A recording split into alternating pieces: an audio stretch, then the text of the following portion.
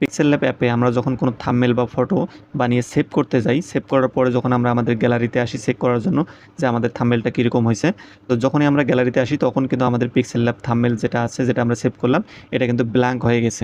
তো এখানে দেখেন আমার কিন্তু ব্ল্যাঙ্ক হয়ে গেছে। আমি যদি এটাকে সেভ করি, তো সেভ করে আসি, তো এখান থেকে সেভ করলাম। সেভ করার পরে আবার আমি আমার গ্যালারিতে আসি, আসার পরে এখন দেখেন এখন কিন্তু আমার এই যে ব্ল্যাঙ্ক দেখাচ্ছে এখানে। তো এই ব্ল্যাঙ্কের সমস্যার সমাধানটা আপনারা কীভাবে করবেন, তো চলুন আপনাদেরকে দেখিয়ে দিই। তো পিক্সেল ল্যাব অ্যাপে আসার পরে আমরা এখান থেকে উপরে 3 ডট লাইন দেখতে পাবো, এখানে ক্লিক করে দিব। এখানে ক্লিক করার পরে আমরা এখান থেকে এক্সপোর্ট ইমেজ অপশন দেখতে পাবো, এখানে একটা ক্লিক করে দিব।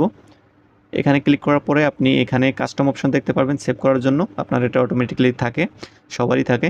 তার ডান পাশে আপনি একটা অ্যারো আইকন দেখতে পাবেন, ক্লিক করে দিবেন। ক্লিক করার পরে এখানে অনেকগুলো রেজলিউশনে আপনি সেভ করার জন্য অপশন পাবেন। তার থেকে প্রথম যে অপশনটা দেখতে পাবেন ডিফল্ট, তারপরে হচ্ছে কাস্টম অপশন।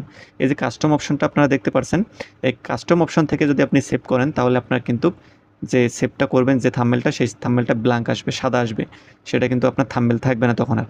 যদি আপনি এই কাস্টম বাদ দিয়ে অন্য যে ফিচারগুলো আছে এগুলো থেকে যদি আপনি সেভ করেন তাহলে কিন্তু আপনার যে থাম্বনেলটা আছে এটা কিন্তু আপনার গ্যালারিতে শো করবে। তো আমরা এখান থেকে যে হাই কোয়ালিটির রেজলিউশনটা আছে এখান থেকে ক্লিক করে হাই কোয়ালিটি আমি দিয়ে দিয়েছি। এরপরে সেভ টু গ্যালারি অপশনে ক্লিক করে দেবো। একটু প্রসেস নিতেছে। এবার আমরা আমাদের গ্যালারিতে আসব। গ্যালারিতে আসার পর আমরা চেক করবো আসলে আমাদের থাম্বনেলটা শো করতেছে কিনা। তো এখানে আমাদের শুরুতেই কিন্তু থাম্বনেলটা শো করতেছে। এই দেখেন আমার থাম্বনেলটা কিন্তু সেভ হচ্ছে।